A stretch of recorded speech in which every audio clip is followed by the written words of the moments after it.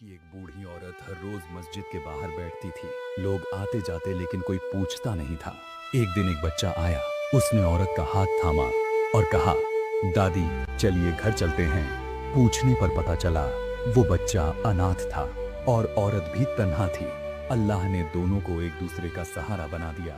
जो अकेला होता है अल्लाह उसे किसी न किसी के जरिए। एक गांव में एक लड़का रहता था जो हर रात चांद को देखकर ख्वाब देखता था कि वो चांद तक पहुंच जाए। एक रात उसने फैसला किया कि वो चांद तक पहुंचने की कोशिश करेगा। वो पहाड़ों पर चढ़ता गया, दरिया पार करता गया, लेकिन चांद हमेशा दूर ही रहा। थक कर जब वो वापस घर आया तो उसकी माँ ने कहा, ना बेटा, चांद को पकड़ने की कोशिश करने के बजाय उसकी रोशनी से रास्ता रोशन कर लो। लड़के ने ये बात समझी और उसने चांद की रोशनी में किताबें पढ़ना शुरू की। कुछ सालों बाद वो एक बड़ा आलिम बन गया।